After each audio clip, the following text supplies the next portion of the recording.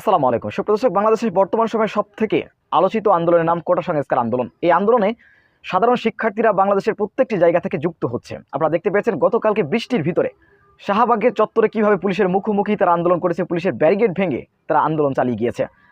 বাংলাদেশের বিভিন্ন জায়গায় সড়কপথ, রেলপথ অবরোধ করে, ট্রেন অবরোধ করে, বন্ধ করে দিয়ে সেখানে আন্দোলন চালিয়েছে সাধারণ শিক্ষার্থীরা। তাদের দাবি কোটা প্রথা বাতিল করা হোক।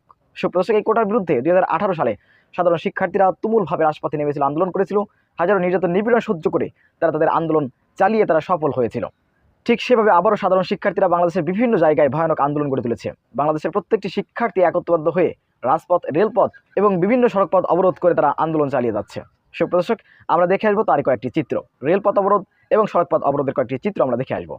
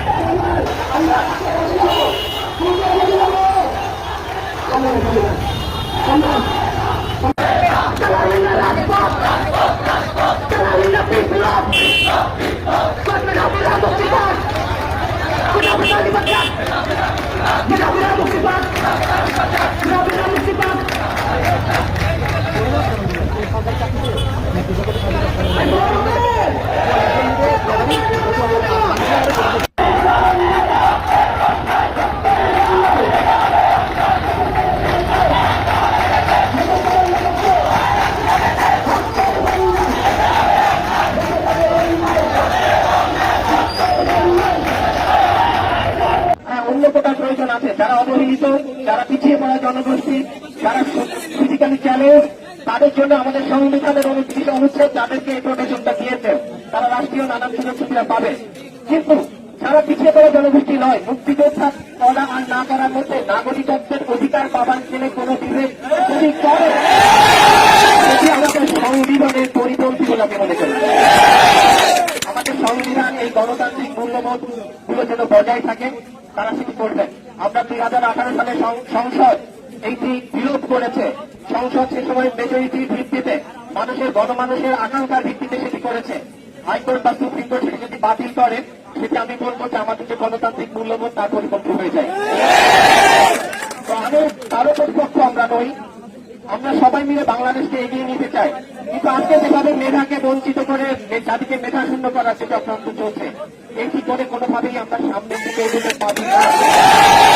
আজকে যেখানে চাকরি না পেয়ে আমাদের শিক্ষার্থীরা আত্মাহুতি দিচ্ছে, তারা দিনে দিনে ডিপ্রেশনে পড়ছে, সেখানে একটি বড় অংশ কোটার নামে তাদেরকে ফিরিয়ে দেওয়া হবে, এটি কোনোভাবে মেনে নেওয়া যায় না।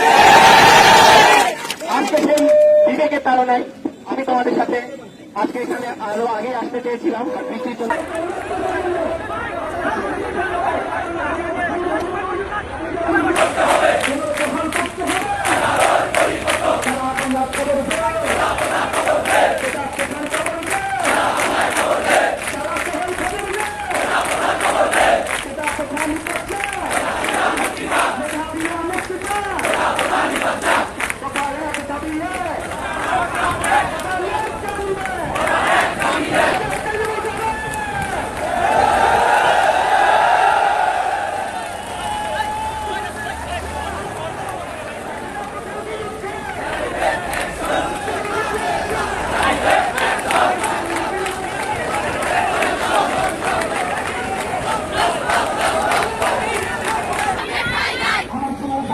বৈষম্যের ঠাঁই নাই